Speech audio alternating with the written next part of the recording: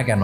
এর কারণ হচ্ছে রাসূল সাল্লাল্লাহু আলাইহি ওয়াসাল্লাম অপেক্ষা করতেছিলেন যে মদিনা এই স্টেটটাকে আগে ইন্টারনাল এবং এক্সটার্নাল যত থ্রেট হতে পারে সবগুলো থেকে আগে সেফ জোন বানাতে হবে। এমনও হতে পারে মদিনা হাতছাড়া হয়ে যেতে পারে। মদিনা যদি হাতছাড়া হয়, মদিনা থেকেও যদি আমার হিজরত করা লাগে, আমি কই যাব? ওইটারে সেকেন্ড বেস, প্ল্যান বি হিসেবে রেখে দিছিলেন যে জাফর তুমি আইসো না, তুমি থাকো, নতুন নতুন যা আয়াত আসবে আমি সাহাবী দিয়ে এই বিধানগুলো পাঠাবো, ওখানে প্র্যাকটিস করতে থাকো। তারা মদিনায় কোন হিজরিতে আসছে জানেন? এইটা যদি কেউ উত্তর দিতে পারে তাহলে বুঝবো he is very genius in Sirat.